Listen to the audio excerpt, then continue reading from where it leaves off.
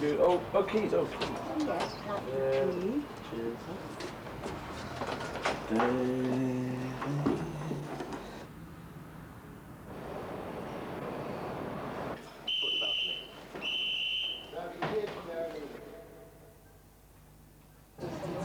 Sorry?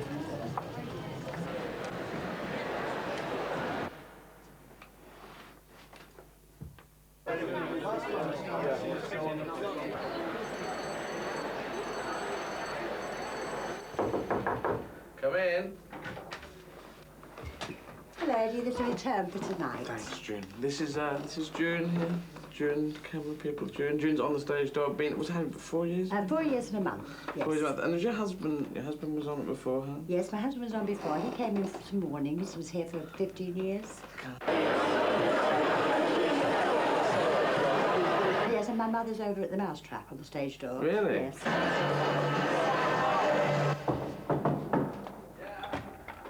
When you're ready. Okay.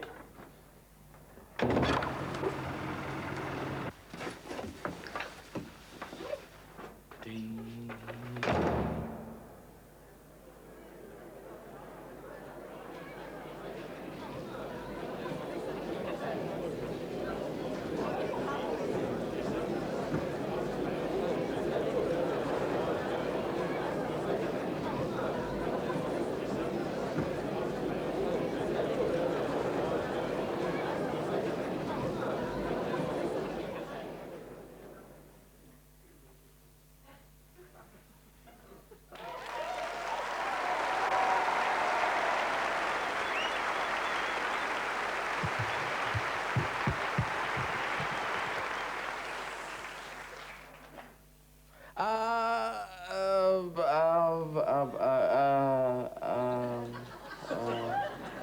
Let's not do it.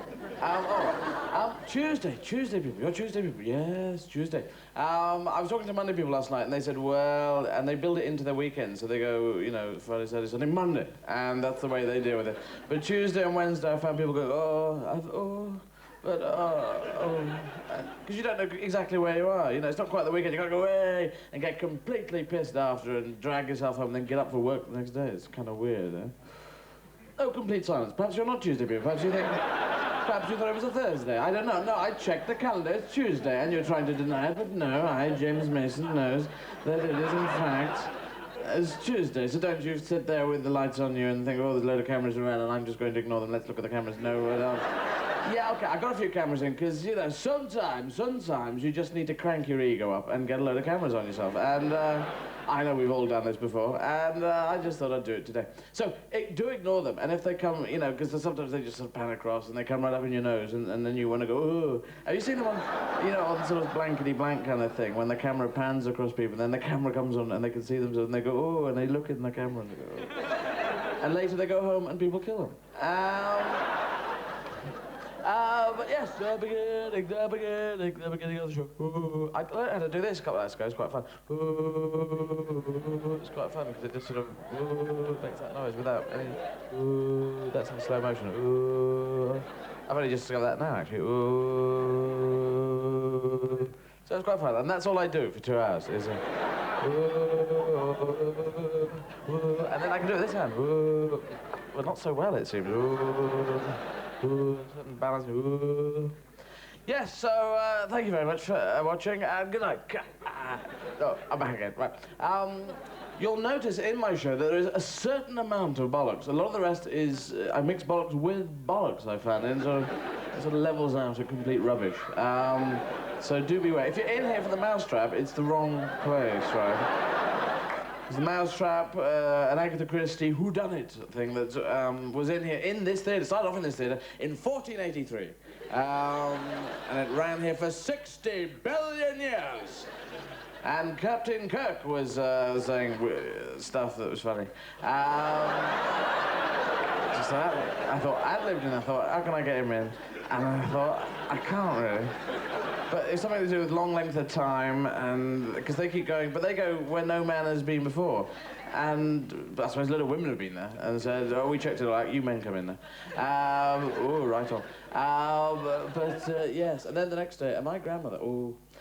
So, Yes, the mousetrap. The mousetrap was here, and the mousetrap. Oh, and it's a story of a mouse, and these. Oh, and then it says who did it? Who did it to the mouse? And it was a big, and you put the big ball bearing in. It goes and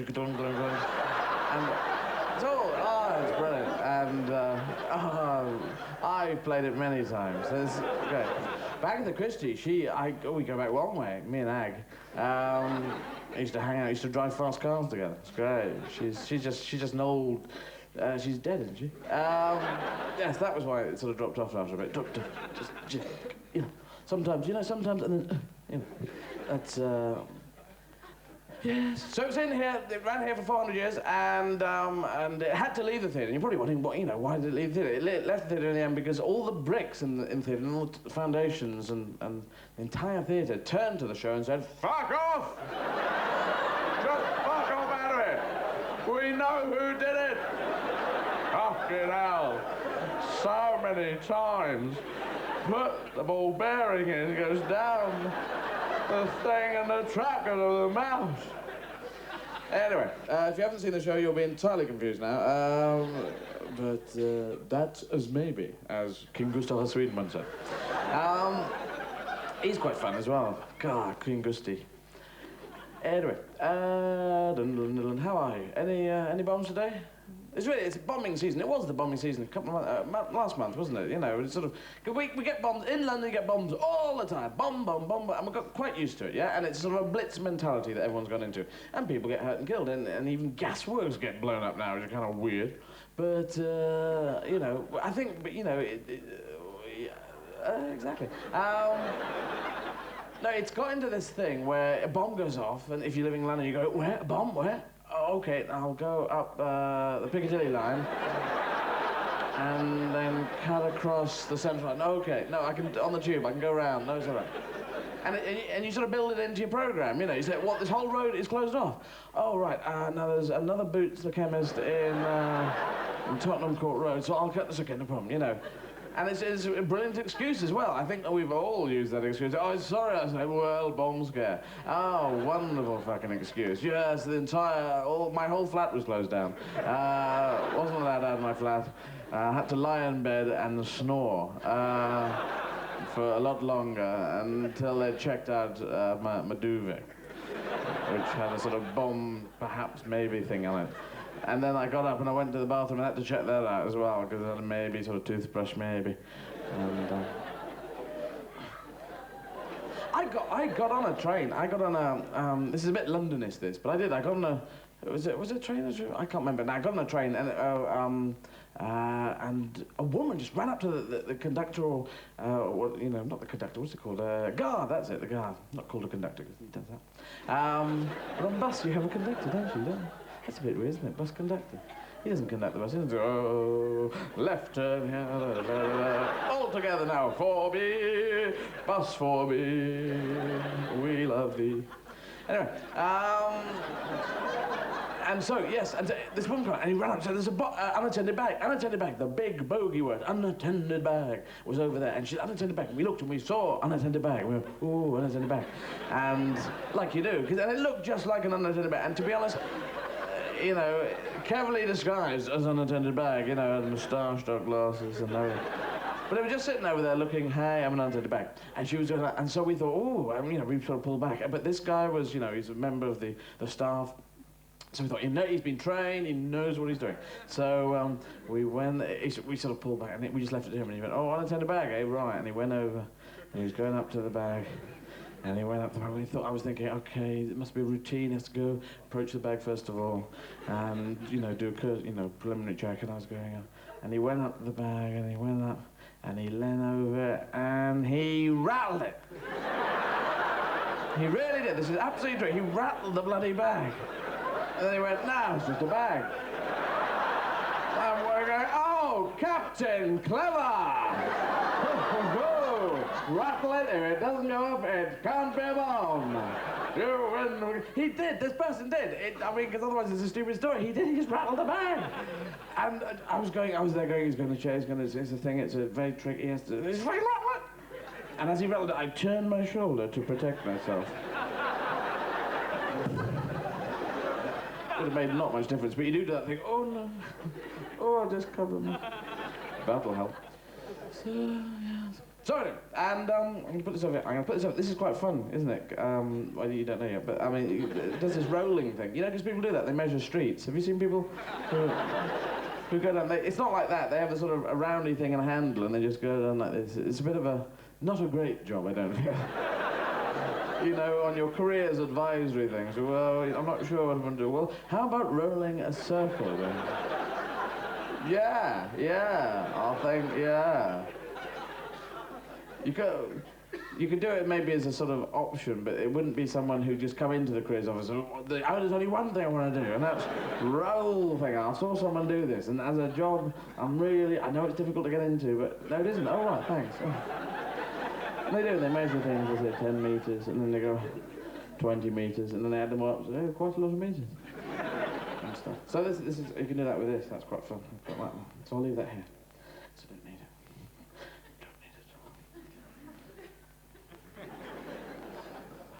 Yes, and sorry about the beginning isn't really, you can't do it in stand-up. I've tried to work out how to do a big entrance, and you can't sort of lights and smoke and pull back the curtains and go, hello.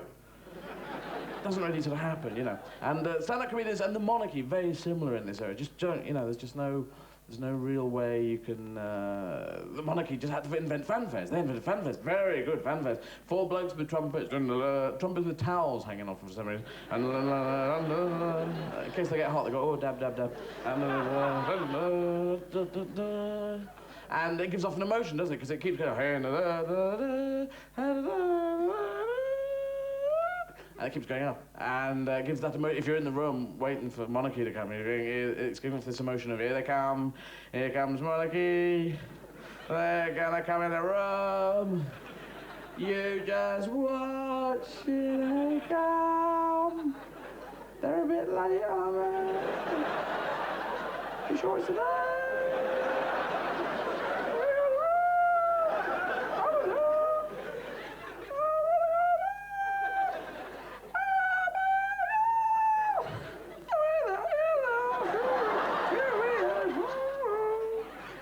Oh, those two don't get on. Yeah, they all owe tax now. Yeah, the Queen has to pay tax now, yeah. So I wonder if she has she's phoning up and saying, no, those are my work jewels. Yes, strictly for work. No. Well, 80% of them. I wear 20% of them and day off. You know, that's my work crowns, totally tax deductible. Yes, no, okay, it's a fixed asset. No, it's gross capital income. Oh, fuck. She must get a bit bored occasionally. And all these palaces have been burnt down. Hampton Court burnt down. Windsor Castle burnt down. That was very weird. It's obviously Liz falling asleep with lighted fag. That's right. And Phil's going, just you be careful, Liz. Don't you fucking fall asleep with fag. I go, fuck off, Phil. I'm a queen. I want a fag. I'll have a fag. 41 years I've been a queen. I have a fucking fag. Oh, look at these paintings. Marvellous paintings. They're all on fire. On fire. You're right. Run, Phil, run. Scarper. Quick, Andy, piss off out there. Tell them we were nowhere near, right? My mother and father were nowhere near, in Guatemala at the time, shooting sheep for, Because he does that, doesn't he? Prince Philip shoots things. He's head of the World Wildlife Fund and he kills animals. He's kind of a contradiction, he really is. Come here, you lovely panda. Ah, you lovely... He just comes... I'm head of the World Wildlife Fund. It's my job to shoot things. Look after them, shoot them. Kill them dead and let them live. Protect them from death, but shoot them dead. Depends what they look like. Does he go, what is it? Is it one of ours or one of theirs? It's like the Second World War. Is it one of ours? No, it's one of theirs. No, it's one of ours. Oh, shit, sorry. Sorry, you're okay. Oh, well... No, it wasn't me. It was my son. I like to shoot things and get them on the wall. That's my main ambition in life. It is, these people have these big heads sticking out of the wall. It's my job to get heads sticking out of the wall. And it's quite fun. In this room, I have all these heads sticking out. There's a big rhino and all that kind of stuff. And then if you go into the next room, you can see all the backs sticking out in that room. Because what we did was we captured them, brought them back here, get them on a trolley and say, run at that wall at high speed, will you? They shove their head through, we put a little trophy around, and then we close that other room down. Because it looks a bit weird, you know? Yeah, so he's head of the World Wildlife Fund, and he says, my job is to look after endangered animals. But there are a lot of other animals which are not endangered at all. I'm going to shoot the buggers dead until they become endangered. Then I'll look after them and build up their numbers. Then I'll shoot them dead again, then build them back up, then shoot them dead again. I'm a one-man idiot. But also, very good ambassador for my country. Oh, yes, because he went out to China was the last time he was used as an ambassador, wasn't he? He went out and he turned to some students and said, you know, they're all very slanty-eyed here. I mean, if you are ambassador, I just think there's... you couldn't have done anything more stupid. You know, why not insult the country you're going to be ambassador for? I mean, just... ooh, my God. Anyway, that's... And he shouldn't be called Prince Philip, should he? No. Because, you know, there's this thing of, which is old and crap, and I hate it, which is that women take men's names, and I hate that, like Mrs. Peter Smith. And the woman's totally disappeared into this bloke, and, you know, into his personality. So I hate that. But if you're going to do that, then he shouldn't be Prince Philip. He should be King Elizabeth, shouldn't he? Yeah. And then he said, what's your name? King Elizabeth. Didn't quite hear that, mate. King Elizabeth. King Elizabeth, right? Are you a endangered animal? Then the Queen wrote the Annus Horribilis speech, a speech from out of space. She dropped in 2 words of Latin, and I just don't know why, to be honest, because she's never done it before. Perhaps the Queen's speech each year, you know, because this year it was leaked out, you know, big excitement. And perhaps she's getting into a stand-up comedian kind of thing. So, my husband and I, 2 men went into a pub, and one said, no, you fuck off. Oh, anyway. What? No, you piss off, mate. No, I'm the Queen.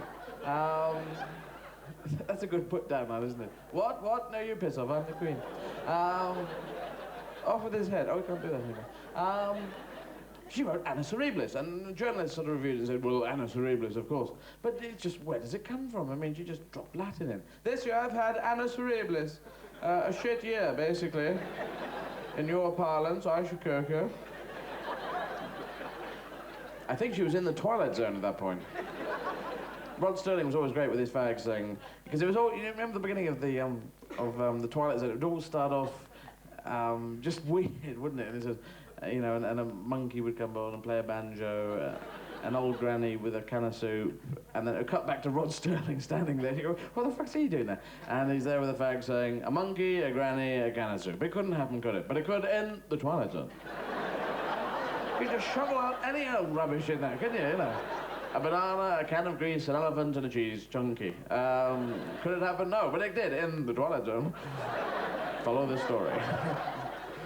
What do we do now, Rod? Oh, just muck about a bit, and then one of you goes to heaven. All right, got you.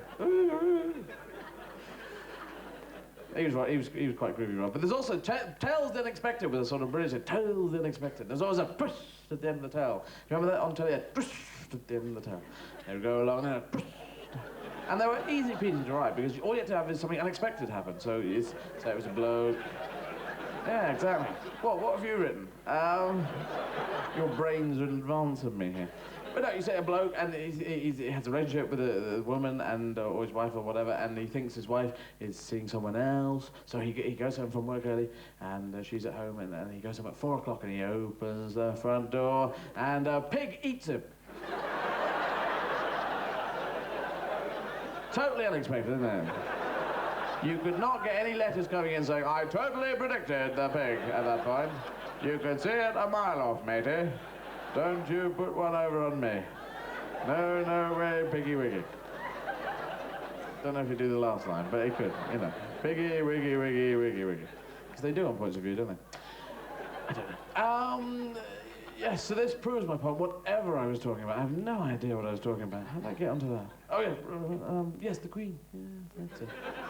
So it's all got very strange for the monarchy recently, and they've the family, they've all splitting up, and everyone hates each other. They used to get married in enormously long churches, which was bizarre. All these huge. No, it's no wonder that the marriages split up because they get pissed off with each other, just go to get married, don't they? Well, this long aisle way. Where is the altar? Have you seen the altar? Do you know where the altar? We don't know.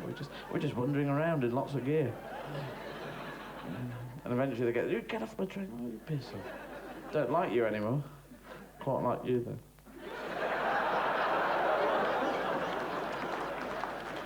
And the Queen, she used to be very sexy.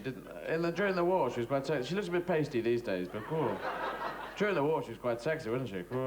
I know no audience can believe this, but all the audience go, Queen, sexy? No way. Oh, her and Marge during the Second World War. Whoa, fancy them. They were mechanics on heavy goods vehicles, weren't they? Remember that? They did that during, you know, WRAC or whatever it was. And they go, no, that's fucked, that, man. That's fucked, mate. Yeah, it's your carburettor. It's completely fucked, yeah. What do you think, Liz? Yeah, it's your sparks or your carburettor, mate. Yeah, you need a new one. Fuck, give us a fag, Marge. Nah, fuck off, Phil. Yeah, Phil? Liz, you know, not Phil, isn't it? Not even married yet, are you? Sorry about that. Yeah, you just get your names right, Marge. I'll stop you predicting who I'm going to marry. Sorry about that, Liz. Got out of that one. Yes, so, the next day, yes, that's another one. Yes, monsters. I'm quite into monsters. Monsters are quite interesting because they're big in our psyche, in human beings, in our psychology. We know about monsters. We see them on television and films. Dracula, the big monster that was on the film thing, and that's good. But I've never actually met a monster. You know, you never in a newsagent queuing behind a monster, and they're going, curly whirly. What do you want, Dracula? I'll have a sherbet bonbons and sherbet dab. Would be nice. So, but I remember my first monster was Doctor Who and the Daleks. The Daleks were my first monsters. And they were very, very scary. And all kids knew, as soon as the Daleks came on telly, you had to hide behind furniture. We never actually watched the Daleks. We just listened to a Radio 4 version of the Daleks. You say, Dog, what's happening now? You go, well, the Daleks were woof, and woof, woof, woof. And then gone, oh, woof, woof. And then it goes, woof. It's over. Yeah, great. It was a dog, he couldn't speak English, you see. Anyway, yeah, so that was the Daleks. And they were very scary because they had a death ray. If you remember how they were designed, they had a death ray. We will exterminate, we are the Daleks, we. They were quite sort of tremorously as well. We will. And on one side of the death ray, on the other side, they had, of course, a plunger. We will exterminate, everyone will be exterminated unless we decide. Yes, extermination, essentially, that's... Why have we got this? What's... All right, exterminate... What's a plunger? Why have we got plunger? You will die, or... Do you have any plumbing? What? I don't... What? Death or plumbing? Death or... Plumbing, death or plumbing, death or plumbing, plumbing, mainly plumbing, okay. Plumbing, I suppose. Do you have ink? Do you have ink? We can put ink around and do circles, you know, do shapes. Death, plumbing, or, no, just death or plumbing, death or plumbing, death or plumbing. You got a block sink? Oh, she has a block sink, come on.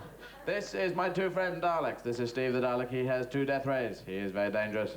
And this is Kev the Dalek, he has 2 plungers. He doesn't really count. Piss off, Kev.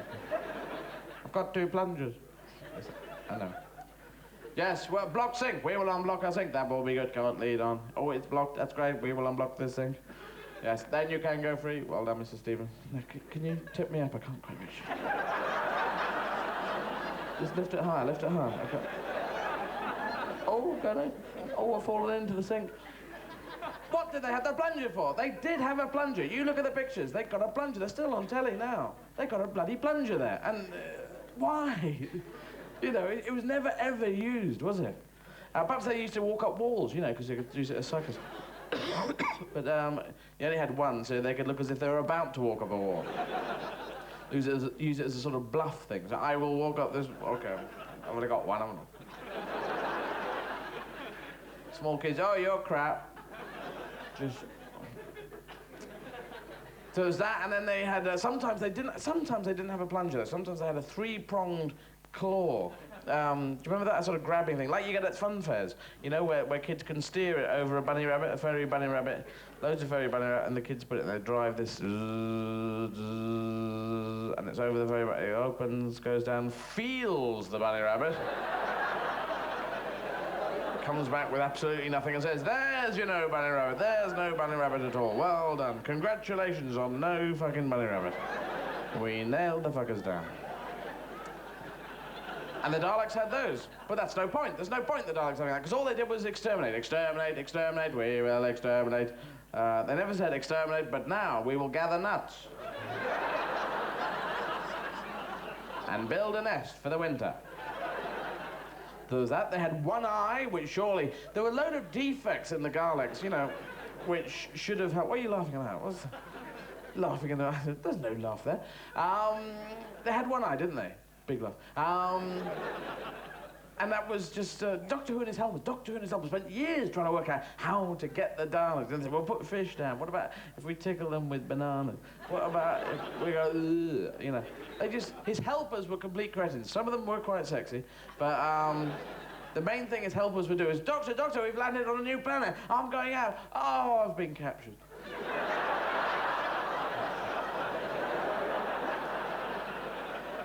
All they'd do, wasn't it? Doctor, Doctor, oh, I've been captured. Let's go over here, I've been captured. Look, I've been captured. I'll just go and get captured. Doctor, we've landed on a new planet. It's time for me to be captured. Oh, I've been captured. You never guess what, Doctor? What? You never guess what? I've been captured. I've been captured by... Oh, he's gone. Hey, wait for me, you captured me. Oh, you refused to capture me. What a bastard. No capture today, then. Anyone want to capture me?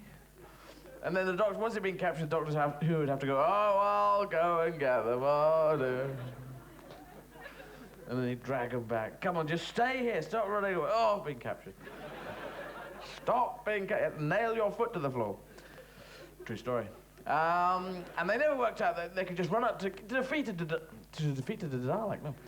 To defeat a Dalek, all you need to do is run up behind and put your hand over his eye, you see? And then he goes, don't tell me, don't tell me. It's Kev the Dalek. Steve the Dalek. Oh, I don't know, otherwise, no. I haven't got a clue. So that's it, you know, that's brilliant. And then there was other big defects, like the Daleks saying, we will exterminate, everyone in this house will be exterminated. Oh, they've all gone upstairs. Oh, for fuck's sake. Oh, fucking hell. They're all in the bedroom. Can you see they're all in the bedroom? Can you see their feet? They're watching, the Generation game. Oh, for fuck's sake. Didn't we know about stairs? You're supposed to do this, Kev. You're supposed to know about this. You're technical. God. But there was a later episode where they managed to get upstairs. You remember that? Doctor Who and the Daleks go upstairs, it was called. And they were upstairs, it was great, and they came in and said, now we're upstairs. It was a rope and pulley system, you know, like lifting in pianos through an upstairs window. They said, now we are Daleks, we are upstairs, we are Daleks, we are Daleks, woo, woo. Oh, they've all gone downstairs. Oh, for fuck's sake. Oh, we'll never... What of you supposed to be down there? Why are both of you up here? God damn it. And then they had wheels, didn't they? Doctor Who, and the Daleks were on wheels, not Doctor Who. And that was a big... You never saw the Daleks chase across the shag pile carpet, did you? Or the Daleks chase through the wood, very rare. The Daleks in the ploughed field, very few of those scenes, were there? Going, and the Dalek behind saying, you're covering me with mud. Comedy turned to camera, you know. Wah, wah, wah. Crappy old sound effect. Have you got a tissue, Steve the Dalek? I haven't got tissues. I'm a Dalek. I don't have tissues. Oh, Steve the Dalek, Steve the Dalek. What are we going to do, leader, then? I don't know. We're stuck in the mud. I will ask those animals with 4 legs that go moo. They might know. Tell us, who is your leader? Take us to your leader. We are Daleks. We're stuck. There's cows there going, it's a load of Daleks.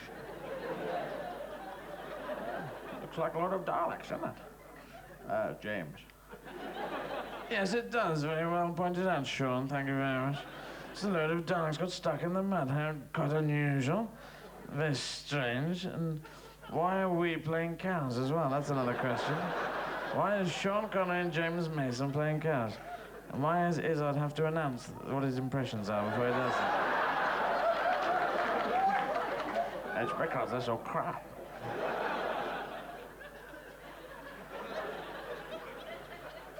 I will now do an impression of you. It's quite good. Sean Connery doing James Mason is good. It's a real mindfuck again. Sure.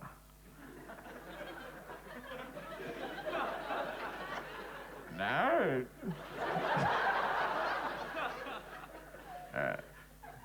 know. I can't do it. It really... It's hard enough to get into one, to get into both of them. We can get into one and then go into the other. Shannon. No, Mr. Pennant. Well, Sean Connery doing me, that's quite weird as well. Anyway, I'm no good at impressions, but I can do, sometimes they sound like Sean Connery and James Bond, sometimes they sound like Arthur Askey and Bernard Manning. But religion is really what I want to talk about. Because, and philosophies as well, because philosophy and religion and philosophy, they're two words that are both different in spelling. But I'm not religious, but I think that, religion's a collection of ideas, and philosophy is a collection of ideas, but religion is also, I feel, a collection of ideas, but with a mystical God who is above. Is always above, never to one side. Never say, God is, of course, over there. Because people would go and look behind their head and say, what, this is God? And they say, well, whoever there is God. Oh, it's a duck. Are you God? Yes. Quack. Show me a miracle. Quack. Okay. It's a duck. Jesus, he was a religious kind of guy. Well, was he religious? No, not religious, mate. No way. Okay. Anyway, he had some interesting ideas. I look at him as a sort of Gandhi figure, because I'm not really into religion. I'm not a religious person. I'm interested in the ideas. And he said, relax, be groovy, have big beards, yeah, that kind of stuff. And then people killed him, and his ideas split into many different areas. And then it quite often, people's ideas can be twisted into bad things, like the Spanish Inquisition. I don't seem to remember Jesus ever advocating the Spanish Inquisition, you know. I don't remember what Jesus said, in a parable. And man, he doth have two sons. To one son to give land and goats and geese. To his other son he doth stretch him out an enormously long leg on a rack, and then ask him questions in a Spanish language. It just got totally twisted away. And Jesus, for me, big beard, loose flowing clothing, because it was quite clammy out there. He wore flip-flops on his feet, because he was a kind of, a sort of a fashion guy. And he was Jesus, And he never moved very fast, did he? It was a hot country, and he knew that flip-flops are dangerous at fast speeds. If you buy flip-flops, on the bottom is a size that says 40, yeah? And that's actually the speed that you can go in flip-flops. I just thought that. It implies slightly for fucking 40 months. I think they'd be off. Yes, so, yeah, true. And he never, if you read the Bible, he never moved very fast in the Bible. If you read it, it never says, and Jesus shifted down the hill at high speed. Or things like, Jesus did turn to his disciples and say, quick, Scarpa, it's the Rozzers. And they did Scarpa down the hill. And that did Scarpa Jesus to drop his flip-flop and go... And then Jesus to drop his another flip-flop and say, Jesus H. Christ. H for Herbert. And all the other disciples to drop their flip-flops. Simon Peter to drop his, and Matthew and Mark and Luke and John. And all the English disciples dropped their flip-flops, basically. All the ones from Oxford who were out on a fishing trip. And even Judas, a local lad, dropped his flip-flop. It could have been on purpose, though. Not sure about that one. And then Jesus turned to his disciples and said, no, curl your toes at the end of your flip-flops. They're really hard.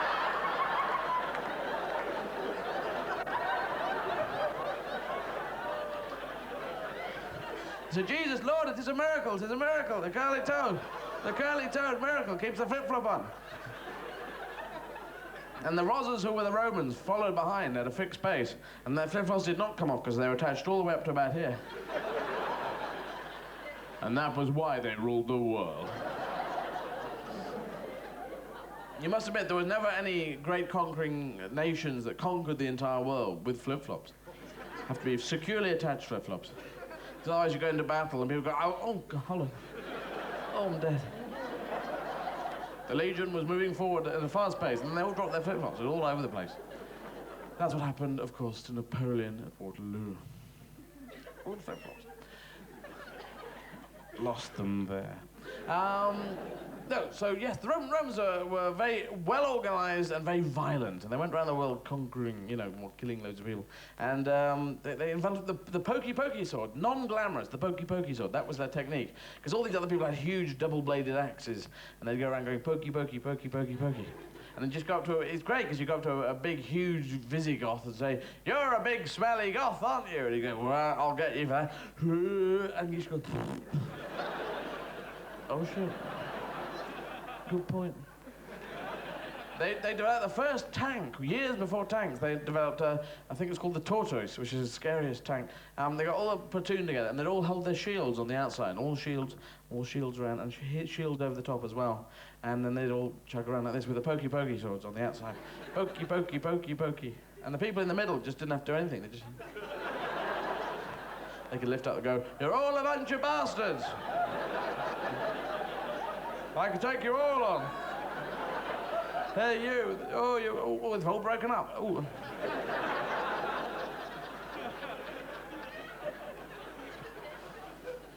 But Jesus, yes, groovy, and he was for change, wasn't he? He was for updating, which is really weird with today, people saying, "Don't change anything." That's what Jesus said. He said, "Come along and change everything," because the Pharisees were the people who run the show at the time he arrived, and they said, the Pharisees said, "You've got to talk to God through us, because we got the big hats and stuff." And Jesus was against them, and he was against the hypocrites as well. Do you remember the hypocrites? Used to feature in the Bible a lot. He says, and the hypocrites did come into town and to say, "Oh, I wouldn't have done that." And the people would say, "But you told us to do this, you bloody hypocrite." I said, "Yes, thanks very much. Thanks for noticing." Who are the hypocrites? A lot of people who are duty-bound to go and say, "What a stupid idea." It's your idea. Thanks very much. It's your idea, you bloody hypocrite. Thank you very much. It's my religion. Hypocrisy is a religion. Anyway. So Jesus did talk. He talked to his people. And he did miracles, didn't he? The walking on water, the fishes and loaves, the water into wine, and the socks into sugar. Socks into sugar was hushed up, rather, of course. For the people were there, assembled one day, and they said, "Jesus, we have no sugar for our coffee. What shall we do?" And Jesus said, "No problem. See my socks? Pow!" And they were sugar. And the people did say, "Actually, well, we're all trying to cut down anyway, Jesus. Appreciate it. But, oh, I spilled mine. Oh, we've all spilled ours all at once. Oh, so, all right, anyway, appreciate that. But, next time, another time, thanks." And he talked in parables, and he wanted people to work out what he was talking about. So he would tell them stories. And the people would say, "This is a bit confusing. Could you just tell us 10 commandments?" "Yeah, that much here. 10 commandments, 10 commandments. Tell us all the 10 commandments, 10 commandments, 10 commandments." And he says, all right, I'll tell you the 10 commandments at bedtime. And the 10 commandments were much more simple. They were just direct laws. Thou shalt not kill, thou shalt not steal, thou shalt not do 8 other things. Thou shalt not cover thy neighbour's ox was one, yeah? Because your neighbour would come in and say, "Where's my bloody ox? Whose tarpaulin is it? What's my ox doing under this tarpaulin? Do you cover my ox? I'm your neighbour. You shall not cover thy neighbour's ox, saith the Lord." It was the comedy commandment, wasn't it? But Moses was down the hill with the 9 commandments, and God said, "No, just hold on a second there. Moses, if you could. I just got one more commandment. This is a sort of comedy light relief thing.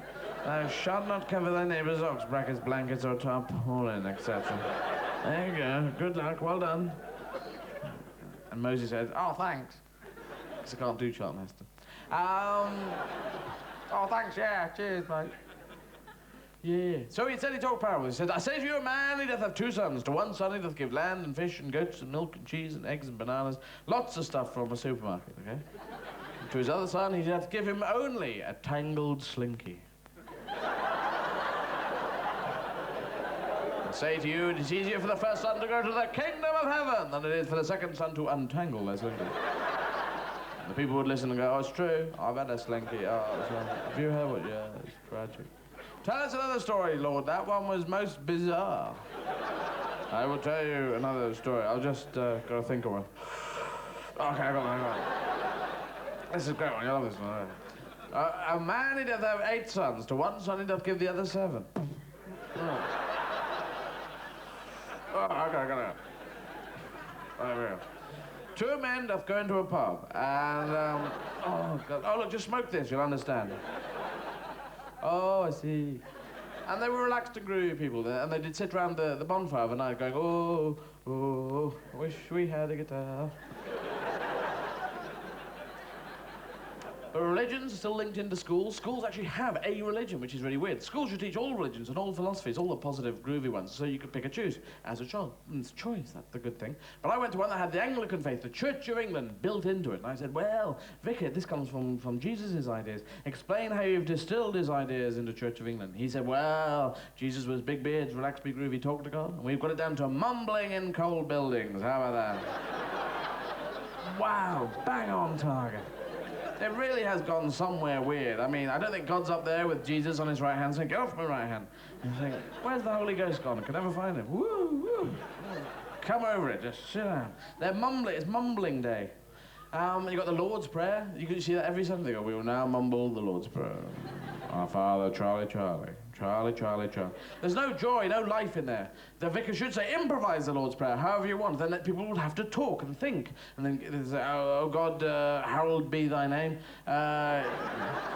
Your kingdom come, thy will be done, but diddly dun dun dun. Give me today my daily bread. And my daily toast, I prefer, actually, with daily marmalade and my daily sugar puffs.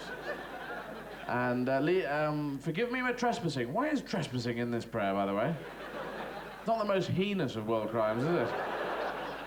And the idea you're going to trespass on a daily basis is kind of weird. Well, yesterday, as per usual, I was in next door's garden. And I kicked his gnome over into the fish pond. Dun, dun, dun. And but he put the back wheel of his car over my garden, so I forgive those who trespass against me. Yeah. And lead me not into temptation. I'm not going to that cream bun shop. And if evil comes, deliver me next door. Because you've got the kingdom, the power, and the glory, and you've got a Ferrari. Well done. So that's it, that's living it, you know. And then there's hymns as well. Where do hymns come from? Hymns like, Kumbaya, my lord. Kumbaya, at least it's more upbeat, but whoever wrote the lyrics is up all night on that one. He goes, Kumbaya, my lord, Kumbaya, Kumbaya, my lord, Kumbaya, Kumbaya, my lord, Kumbaya. Last line, spin it around, come in from a totally different angle with, oh lord, Kumbaya. But think about it, the music is the music to Z cars, isn't it?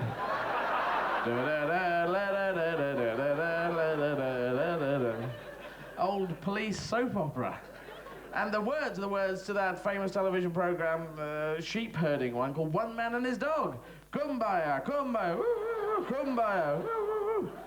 And so God's up there saying, some coked out of his head fiend's got kumbaya, One Man and His Dog and Z cars, a soap opera. For God's sake, what's going on? There's that, and then there's the huge old hymns, big, lengthy beats, ones that go on for hours and days. And they're played on an organ, which is not an instrument, it's a wall, isn't it? It's got rocket silos at the top, it's got 500 keys, it's got a clutch, it's got a brake, it's got an accelerator, it's got a load of choke buttons for a cold start on a Monday morning. It's a bloody lorry. The Vic Verger's 109, like, it's sucking me in, Vicar, it's sucking me in. Play it, damn you. And the vicar gets up and says, we'll now sing hymn 4,000,009. Oh Lord, this one goes on forever. And the introduction goes in. Na na na na na na na na na na na na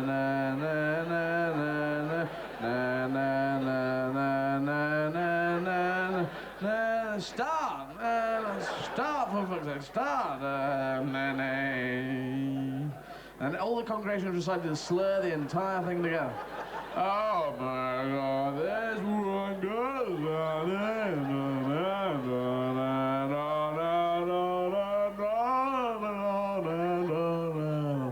over the page.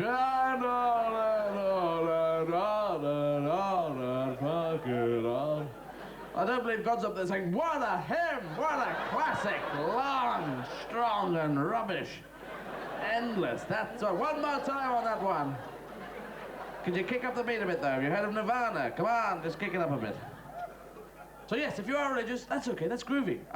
Because they all start, well, a lot of them start in really groovy areas. But you've got to keep updating, keep analysing it, and keep sort of, and keep a sense of humour. Because without a sense of humour, people start dying, I really think. And the women precinct, that was groovy. They got women priests in, and some people say, well, women priests in the church, I'm going to leave the church. And I think most of us will all say, well, goodbye. Bye. Thanks, you were so much help before. Thanks. Bye. Safe home, yes. Godspeed. What speed is Godspeed? If you, it's about 140. Oh, God, I don't give a shit. Anyway, we've got an interval. There's a couple of bars, there's programs and T-shirts, and there's a cinema over there, there's a theatre, and there's Les Miserable. Leeds is that way, right? I'll see you after the interval. Okay, bye-bye.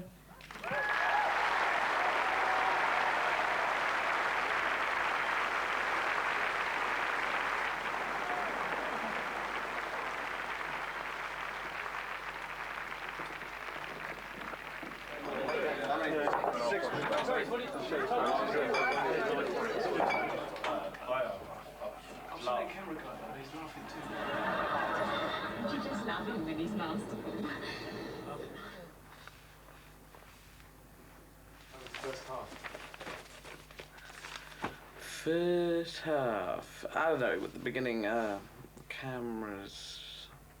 I thought actually when I went on, or before I went on, I thought that the cameras, I would be okay, you know, I just sort of breeze on and say the cameras, and I was supposed to talk about the cameras, and I didn't say it. I said the cameras are here, but then I didn't really do what I was going to do. I was going to sort of point it out more, and I sort of breezed on to another subject, so. So yeah, I think it was a bit clunky at the beginning, but you know, it always is actually. I think I'm always clunky at the beginning. I actually almost purposely make it clunky, so yeah, whatever, you know. I mean, that's how it's gonna be. And just keep it tight in the second half. Yeah.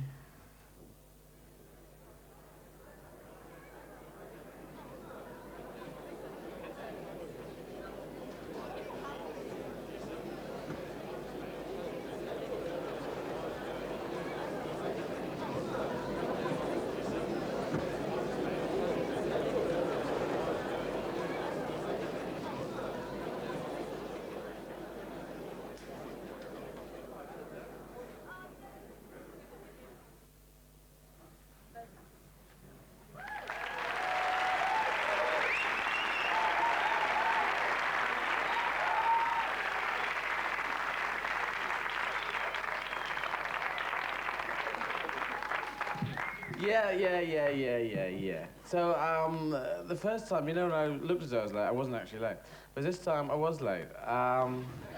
It's always quite fun just to be late, you know, and just to, you know, and oh, yes. Right. Good laugh at the back. Well done. Thanks. Have we got that on a tape loop?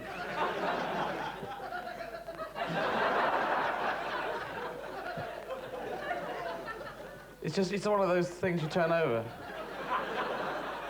You can just turn... That's it. You can even turn over imaginary ones. What? Where were you in the first half?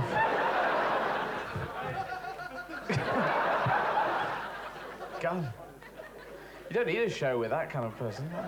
Well done, you have a brilliant laugh. Well done. You win first prize at Crufts and Cans. And an applause there as well. Just. Good.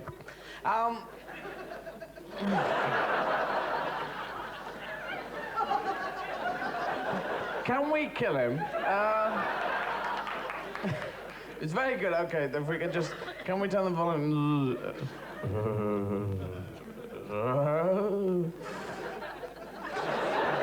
Right, no, this is going to come in throughout the rest of the evening. Right.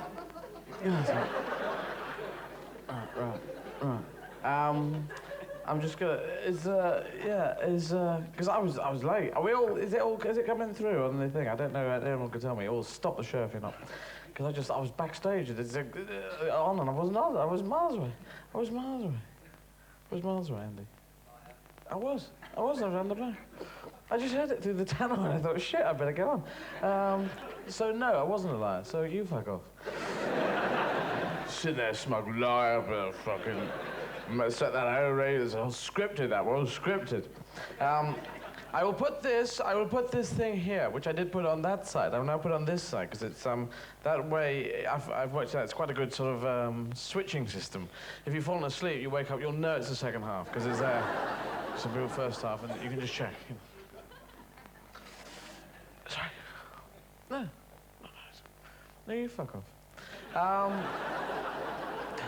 No, it's Sean and James. Sean Connery, James Mason just hang around the back and sweep up. Don't you, lads? You what? Let's just run back. It's just there. Isn't it? Have you seen it? We can't find a broom. We can't find a broom at all. There's no broom here. That's true, we can't find a broom. I've been looking one for ages. Just sweep up, We've got loads of people. I've got to go back out.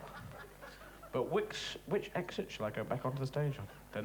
Oh, I don't know. Shall I go this one? Or the other one? Or the one round the back? Oh, no one knows which exit I'm going to come out of. Oh, it's a radio mic. Oh, I could be anywhere. It doesn't know where it's going to come out. Hey, surprise, surprise. Didn't fucking move. Because you can do that. You go around that. You run around and you come out there or there. And everyone goes, whee! But it's essentially a physical gag which involves a lot of running, and anyone can do it. So I thought, look at that, I'll just stay there. And then that was quite clever, isn't it? It's quite clever in a sort of vaguely non-cleverish, kill the bastard kind of way. Yes, so, bong. Do you know, I was talking about religion. And the monarchy. And they have these certain built-in rituals and ceremonies and things that happen over and over and over, which is the long way of saying rituals and ceremonies. And traditions is another word for it, isn't it? And they happen every year, and quite often we do things like, some Tuesday, the third Tuesday in February, you have to go like that or something, and the school kids just do it, and then they get back to their work, and we don't question it because we've got too many other problems. That's the reason why. Like Shrove Tuesday. Shrove Tuesday comes along, and of course we eat pancakes because years ago, we all know that Jesus was, and Judas came in with some Jif Lemon. It's Jif Lemon Day, and they.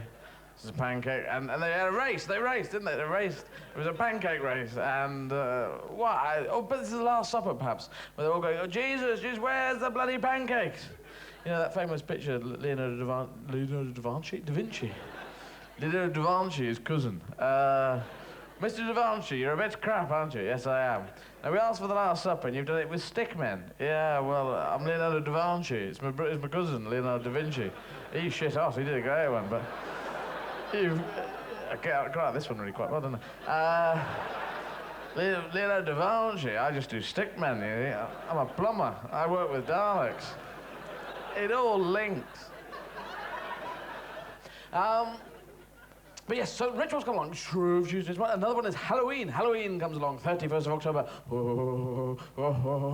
It's so scary, we all forget about it, don't we? We haven't got a clue it's happening until...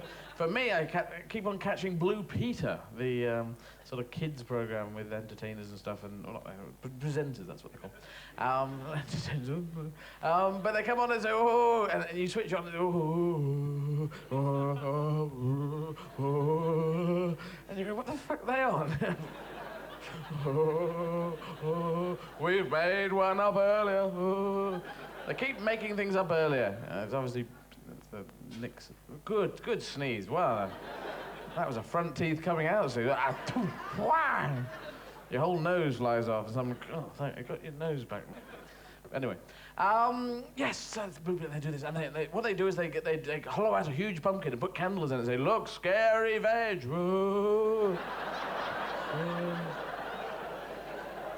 But trick or treat is strange because all the kids dress up in costumes and they come on your door and they knock on your door and say, trick or treat, to give us stuff. Or we'll play a trick on you. That's it. You've got to give them treats or they'll play a trick on you. And you can give them any treat. I suppose, I don't know if there are any rules on treats. You say, there's some garbage. There's fluff we found outside. Right, all right. Oh, but the rules on treats says that it's got to be quite a treaty thing. Take you to court. Sue them for wrongful treat thing. Wrongful issue of treats. I mean, you could give them lard, I suppose. That's quite a good treat. Lard. There you go. Lard for you and lard for you. Oh, thank you very much.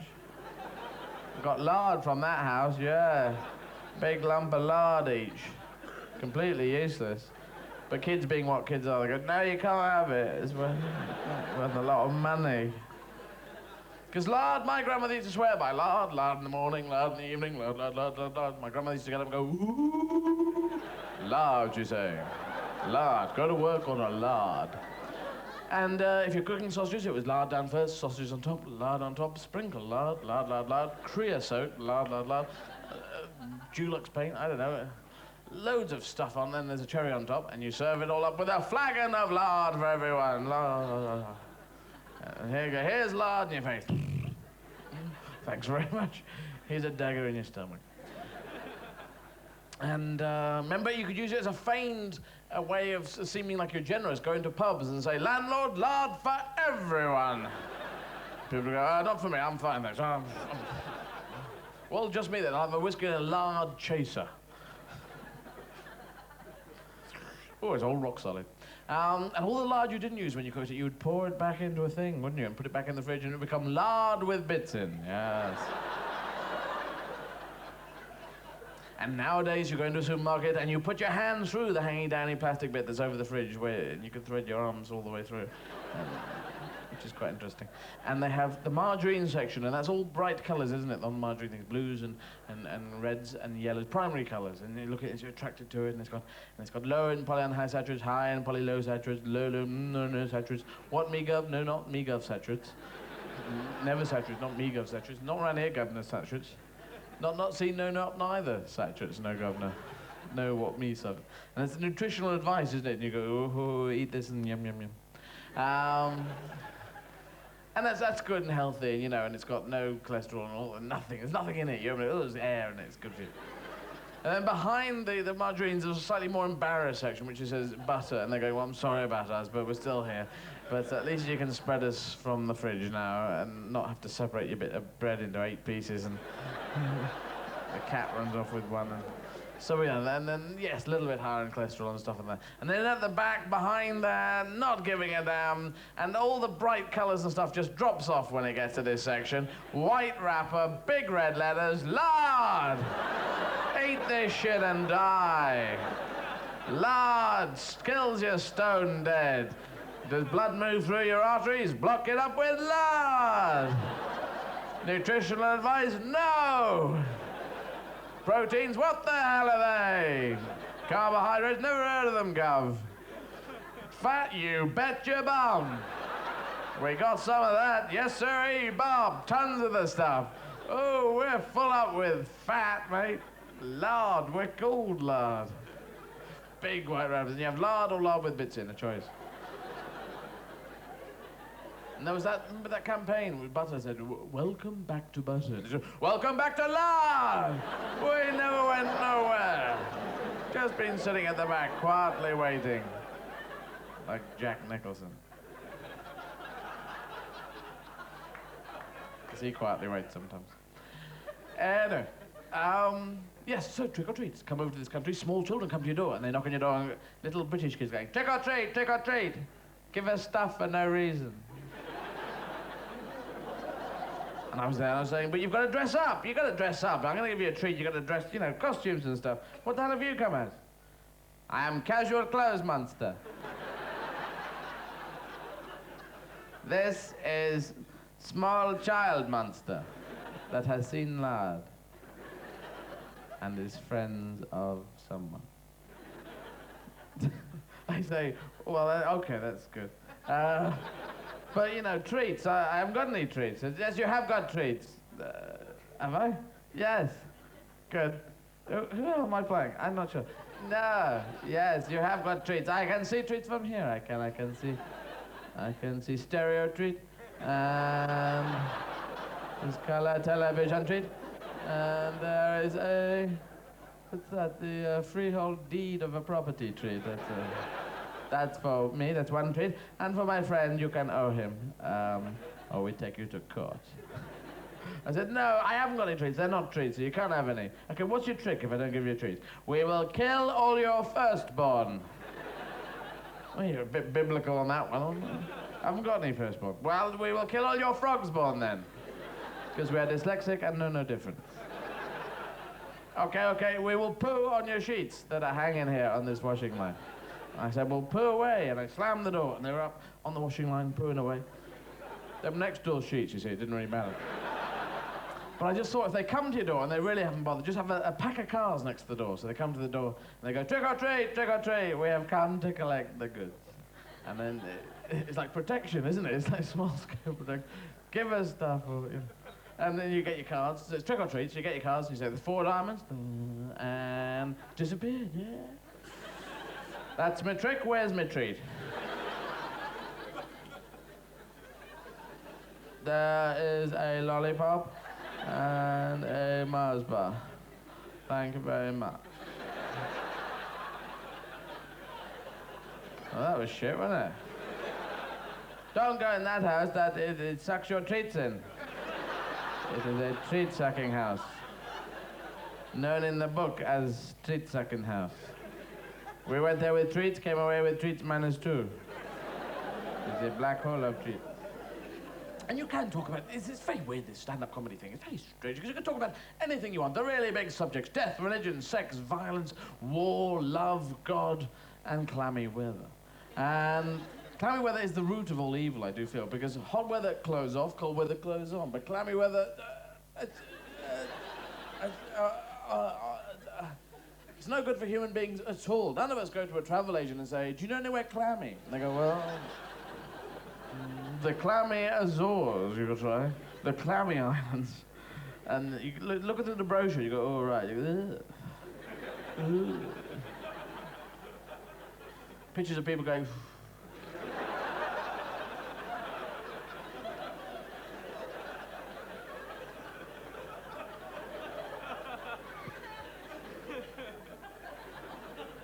I don't know why, all the microphone stuff, but anyway. It's true, it's no good for human beings, but it's very good for strange people that get on buses. And I don't put these in them. These are people who, when it's very, very hot, very, very clammy, and the bus is very, very crowded, they seem to get on the bus and join you. And they're very cleverly strange, because they never get themselves away. They never get on the bus and say, I'd like a 40p ticket to woo-wah. Because if they did, the driver would go, no, you're one of those strange people, aren't you? No, you're not getting on this bus, not on James Mason tours. Recently privatized, no way. No, you get off right now. Didn't really sound like James Mason, but I just said it very, very fast for some reason. Now get off of the bus, I'll get Sean Connery, the conductor, to come down, and he'll beat you in Spanish. Now get away. Okay, I'm James Mason as well, I am. There's 2 of us. No, you're not James Mason. Yes, I am. There's 2 of us too. Sean, kill him. Now listen to me, Sean. Now, which one of you? Oh, it's Chris Farr. If you haven't seen him, Chris, I'll forget it. And so they get off the bus and go, oh, I'm a strange person. I've got a strange person to base. I've been thrown off the bus. I've been fingered. So no, they're very cleverly strange. When they get on the bus, they say, I'd like a 40p ticket to somewhere completely normal, like the park or somewhere. Like the library. Thank you very much. They go, okay, here's your ticket, there's 40p. Now go and sit down. They go, thank you very much. What was that you said there? Didn't quite hear that. And they stand there, and you're in the bus, you know, and everyone's just standing. You look around, everyone looks quite normal. And when the bus moves off, that's their switching mechanism, isn't it? Strange person, then the bus moves off, and everyone's locked in. They go, I am a pig from hell! I've come to invade your space, oh, I've come to invade your space. I've come to invade your space, oh, I've come to invade your space. Who will it be? Who will I choose?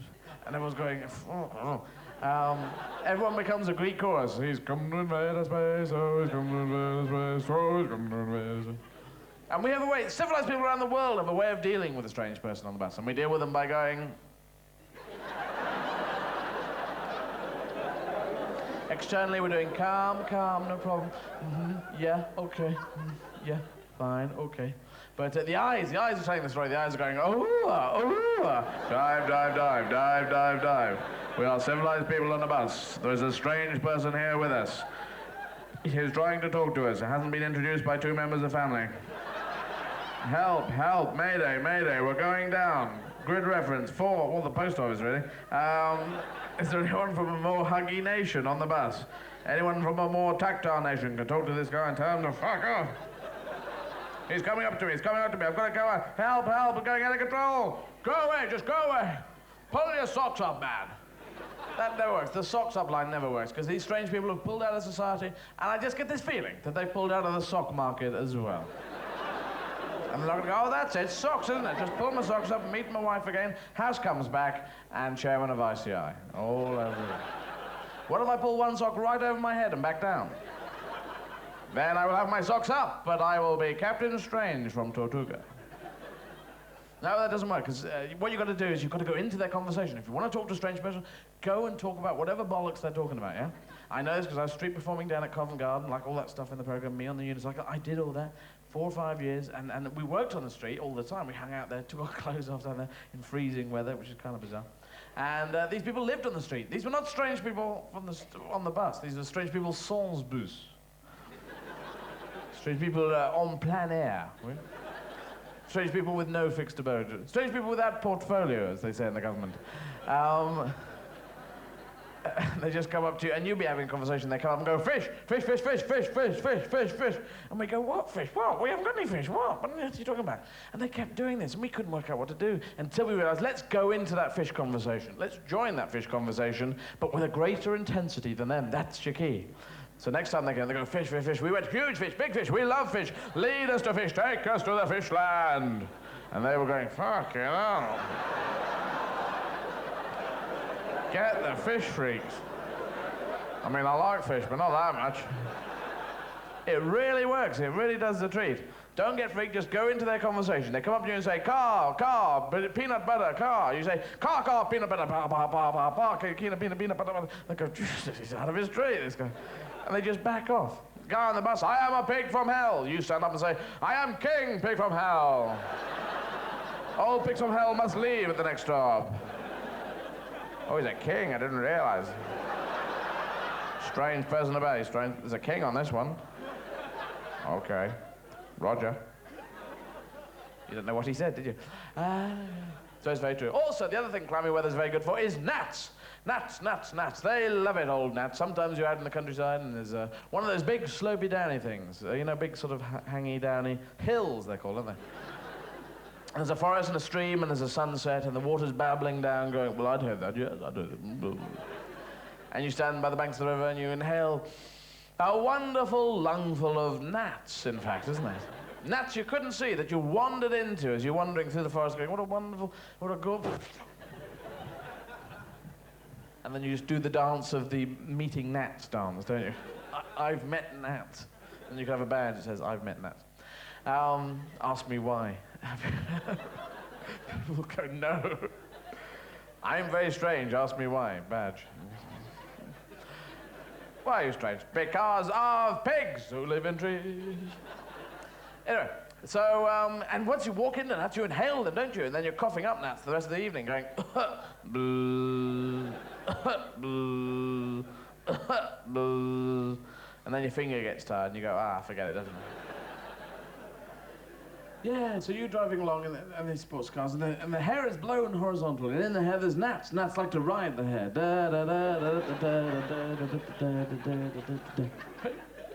And then the people get out of the car and they walk off, and the hair is still horizontal. The gnats are holding their hair. Hold the hair and relax.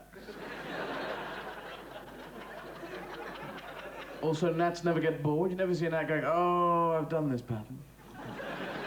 That's because they've got no memory at all, gnats, no memory at all. They're like goldfish, you know, very similar to goldfish. They're not actually, they're totally different, aren't they? But sometimes you're walking in the forest and you go, oh, there's freaking goldfish everywhere. But then it depends what you've been smoking. But no, goldfish have a 20-second memory. You probably heard about that. But you know, people worked it out. I don't know how, but they always said, "What's your name, goldfish?" Steve. What's your name? Steve. What's your name? I don't know. Just 20-second memory you got. Thanks very much. Thanks very much. Thanks very much. What? And it's great for goldfish, because goldfish live in goldfish tanks. They don't live in the wild at all, do they? You never saw Jacques Cousteau going, and here the shark swims by very fast, very dangerous shark. And behind the shark is a fucking goldfish. They only live in goldfish tanks, so that's great. So they swim around in goldfish tanks going, oh, what a lovely view. Oh, what a lovely view. Oh, what a wonderful view. Oh, what a gorgeous view. And it wipes every 20 seconds. Perfect. Make sure it's a 20-second tank, of course. If it's a 10-second tank, then it's hell for the goldfish. Because then they're going, oh, what a lovely view. I've seen this before. No, it's a lovely view. It's very familiar, though. Oh, what a lovely view. Or is it deja vu? Interestingly, if it's a 19-second tank, then they're going, oh, what a lovely view. Oh, what a lovely view. But sure, oh, what a lovely view. Isn't that, what a lovely view. If it's a 30-second tank, then they're going, oh, what a lovely view.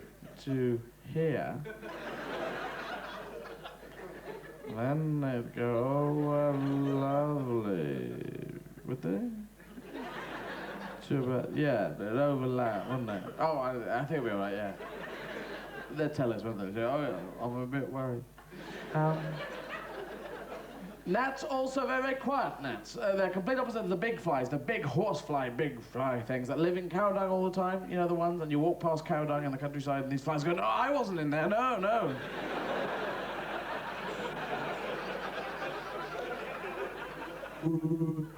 What a wonderful sunset, what a wonderful sunset. Back in the cow dung, lads, he's gone. Oh, he's back. What happens in cow dung? Must be a big speakeasy, that's what I think.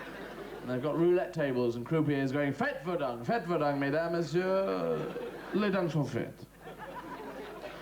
And they're very noisy flies as well. They're always shaving. Ready. And sometimes they fly in your room and the next door's room. They're always flying around, these flies, you know. Obviously estate agents in a previous life, checking out your room, the other room, the lounge. But the main thing about gnats is they have a silent G in their name. Silent letters in the English language is completely stupid because there's no logic to it. It's a letter you write, but you do not pronounce. And I got this idea, it's devil may care, it's off the wall, but why not write them? Why not bother writing down the G in gnat, which is so heavily pronounced? I mean, it's just completely stupid. Or if you're going to do them, have invisible letters as well. Ones that you can't see, but you have to pronounce, yeah? I mean, it's really stupid. And dyslexia, I'm dyslexic. Not totally, I mean, I can read things, but it really takes me a long time. I'm a lot slower than most people. And so it's real hell when I was at school. Silent letters drive you up the bloody wall. And dyslexia was diagnosed in the 80s, but not in the 70s. I was at school in the 70s. So in the 80s, they're saying, oh, you kid, you have dyslexia. Now you sit there, and everyone on your spelling test, you just watch telly. He's going, oh. Oh, great. Cat with a K. Going, yes, there's some biscuits and a glass of lemonade as well. Socks with a D. Yes, there's another telly and some more biscuits. Limpet with an N. Yeah, what? There's a car and £4,000 in cash. A sausage with an S. I'll have that biscuit back. But in the 70s, they're saying, you lazy bastard, you pretend you've got dyslexia, it hasn't been diagnosed yet, you made it up, you can't even spell the word, you spell it, I'll believe you, but you can't, so I stab you with a bread knife, I stab you with a bread knife, I stab you with a bread knife. And the irony is, of course, you can't, can you? Because you have to slice with a bread knife, that's the irony. Because it has a beveled edge. It's a very British word. Well, let's have a beveled edge. I'd like a whiskey with a beveled edge, please. Yeah, so, whatever I said, yeah. So that's true, and dyslexia and stuff. And they say to me, spell cough, and I go K-O-F. They go, it's not K-O-F, you fool, you swine, it's C-O-U-G-H, soug. We spell it soug and we pronounce it cough because we're British, for God's sake. That's how we made an empire. We invaded India, we thought it was Kent, we couldn't spell it, for Christ's sake. Look, we've got some rules that'll help you. I before E, except after C. Except for one or two words that don't obey the rule. There we go. In the end, thank you. Thank you, two people, fish. In the end, they say, look, just spell ant, and I'd write out the entire alphabet. And they say, that doesn't spell ant. I say, it's somewhere in there. There's the A, there's the N, there's the T, the rest are silent. But if you are dyslexic, and you'll know this, when you were a kid, one thing that made us complete killers when we were kids, and that was the game of I Spy, yes. I Spy for dyslexic kids. Our games would go on for many days, they would. I spy something beginning with S. They go socks, sugar, soup, semolina, sherbet, shingle, shooby-dooby.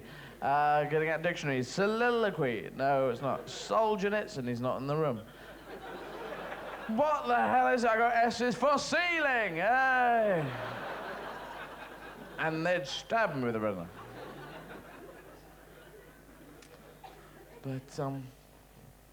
But yeah. But, oh yeah, but I'm going to talk about, well, I'm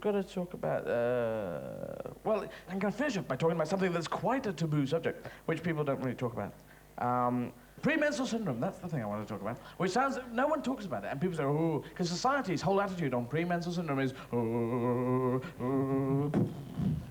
No one basically has conversation. Men know nothing about, in their periods and tampons, which are in this era, men know nothing about tampons. Men go, tampons, I'm sorry? I've no idea. Oh, look, there's a badger. Can you see the badger over there? Men know nothing, they don't. They know a few things. The fact they're bought in packs of 10, packs of 20, packs of 40, something like that. And so they assume it's a cigarette thing.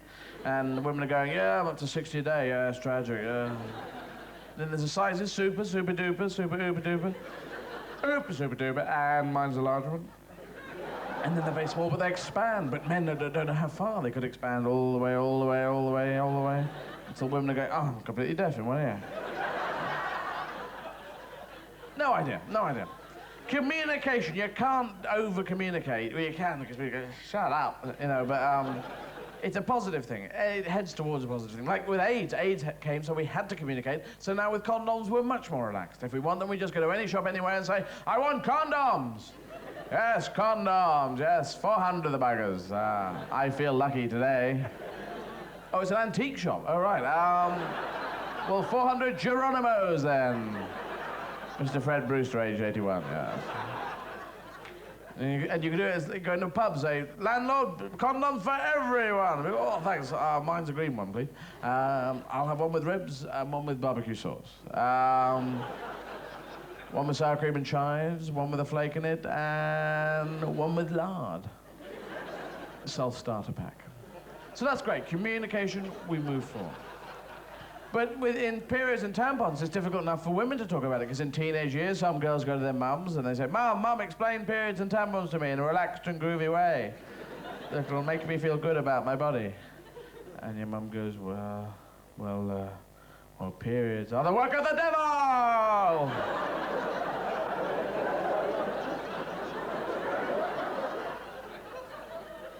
Thanks, Mum, that's really sorted me out. Thanks for helping out there. Can you try and explain this perhaps a tad more with a little less histrionics and shouting? Well, okay. Once a month, your body...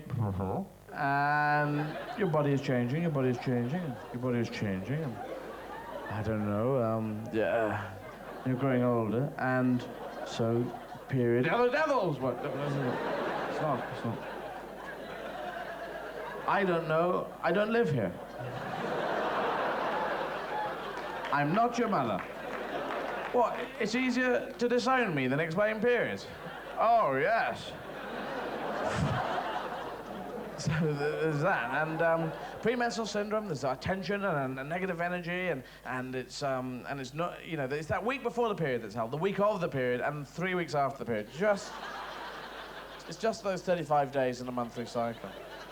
And discussions change from, did you remember to get that thing? You go, no, you didn't ask me to get anything. Okay. No, I'll get it next time. But during the period, do you remember to get the things? You didn't ask me to get I fucking asked you to. I asked you to get it. Are you talking to me? Are you talking to me? Are you talking to me? Are you talking to me? It's a curtain. Are you talking to me? Are you talking to me? It's a joke for 3 people. Are you talking to me? I just think Robert De Niro should run out and a taxi driver comes all the way up and goes, oh, I got a fucking curtain here. So you put a curtain right there and a gun on it, and it was very... See the film, then laugh.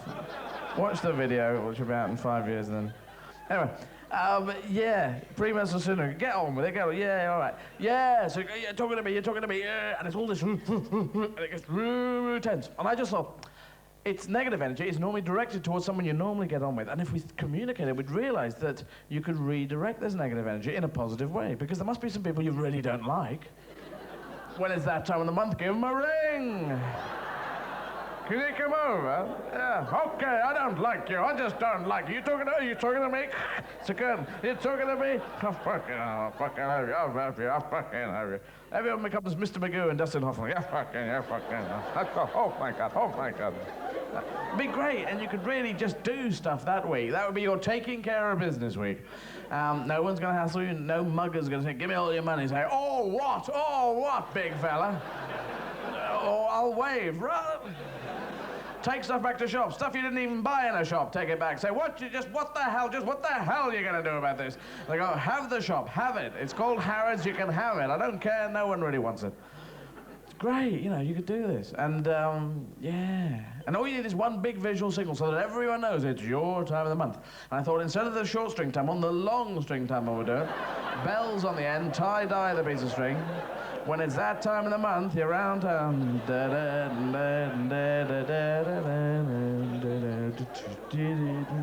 Giving off a very clear signal that says, if you'd like to have a discussion with me, I'm going to set fire to your genitals. So there you go, Tuesday. So that's my little show. Hope you've enjoyed it. If you haven't, then there was the interval. So thanks very much, and good night. Cheers.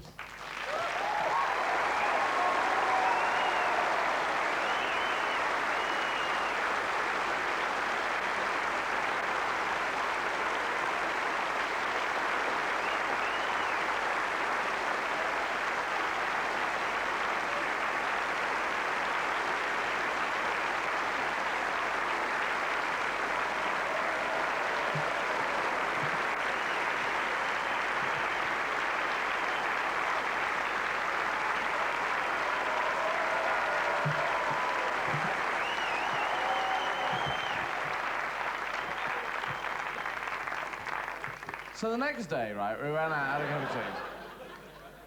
This is the third bit now. No, I won't anymore because I think stand-up comedy is a bit weird. You're talking for 2 hours. It's a talking medium, you have verbal medium, and you talk for 2 hours, then come back on and go, but here's a cracker, right?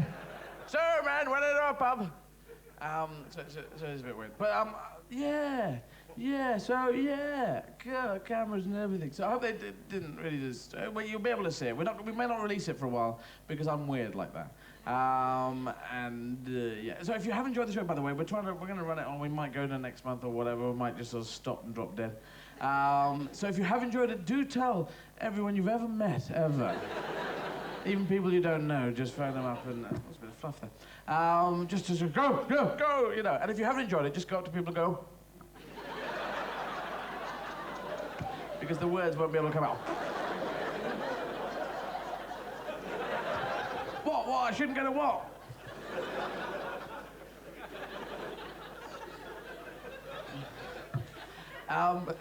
Or just say, oh, it was the mousetrap. Yeah,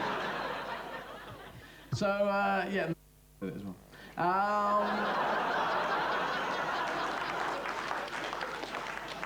So, yeah. I gotta go, haven't I? Just thinking, let's get have a coffee, shall we? Thank you very much, thank you. This is the first one we've been in. It worked out quite well, I thought, and stuff, and yeah. So I'll piss off. Thanks very much. Good night. Cheers.